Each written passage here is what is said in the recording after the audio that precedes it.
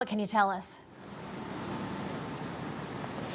Well, guys, we know this happened just in about the last hour here. We are on a Hyde Road, not far from the Robertson Airport here in Farmington. Behind us, just a squadron of first responders. There are firefighters here, there are EMTs, and there are plenty of police trying to get everything, well, really get a handle on everything. But the pictures right there, you can see, we understand what happened here in the last hour is that a small plane crashed into this manufacturing company. The manufacturing company is called Trumpf. It's with an F on the end. They have been here in Farmington for the past 52 years.